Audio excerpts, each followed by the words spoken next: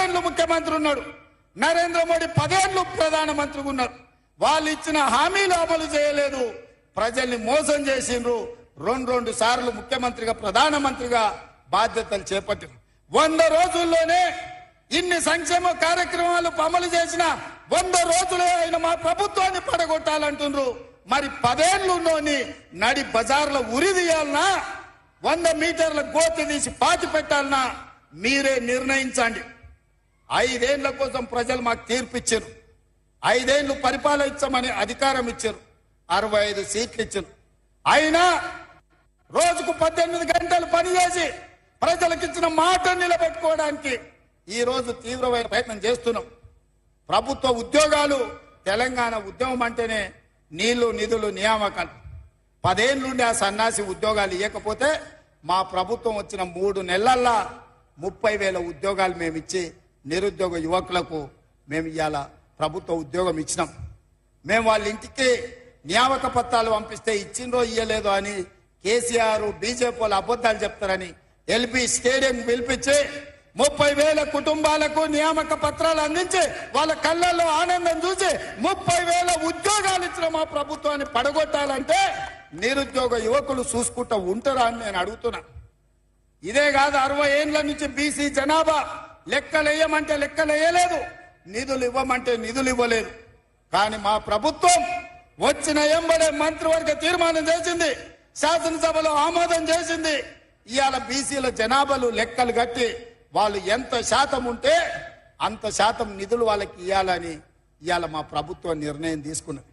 బలహీన వర్గాల బతుకుల్లో కొంత వెలుగులు నింపాలని, అభివృద్ధి పదం వైపు వాళ్ళని నడిపించాలని ప్రయత్నం చేస్తుంటే బీసీల లెక్కలు తెలిస్తే, బీసీలకు నిధులు ఇస్తే రాజ్యాధికారంలో వాళ్ళు వాటా అడుగుతారని ఇవాళ ఇక్కడుండే కేసీఆర్, అక్కడుండే నరేంద్ర మోడీ కుట్ర చేసి కాంగ్రెస్ పార్టీని దొంగ దెబ్బ తీయాలని ఆలోచన చేస్తారు.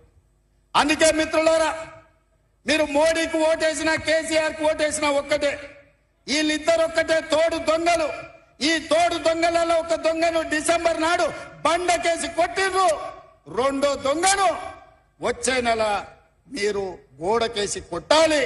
మే 13 తారీఖు నాడు గోడకు మేకు దిగినట్టు బీజేపీలను కోదండమేసి కొట్టాలి, బీజేపీని ఓడగొట్టాలి. ఎందుకంటే 10 ఏళ్ళు మనల్ని ఏలిన నరేంద్ర మోడీ మనల్ని మోసం చేసిండు. మన ఖాతాలో 15 లక్షల రూపాయలు పేదోళ్ళకి వేస్తాను ఇవ్వలేదు, ప్రతి పేదవాడికి ఇల్లు కట్టిస్తాను ఇవ్వలేదు, 2 కోట్ల ఉద్యోగాలు ప్రతి సంవత్సరం ఇస్తాను, 10 ఏళ్లలో 20 కోట్ల ఉద్యోగాలు ఇవ్వాలి. ఒక్క ఉద్యోగం కూడా ఇవ్వనందుకు నిరుద్యోగ యువకులు నడుం బిగించాలి, మోడీని ఓడగొట్టాలి.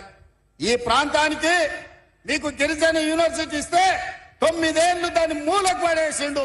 నిన్న మనం కొట్లాడితే మొదలు పెట్టిండు, అది కూడా పూర్తి చేయలే.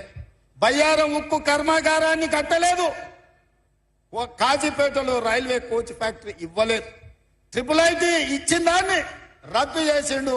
IIITతో పాటు ITIR కారిడారు, IIM కాలేజీలు ఏవి కూడా తెలంగాణకు ఇవ్వలేదు. గుజరాత్ మాత్రం బుల్లెట్ ట్రైన్ తీసుకుపోయిండు, సబర్మతి రివర్ ఫ్రంట్ తీసుకుపోయిండు.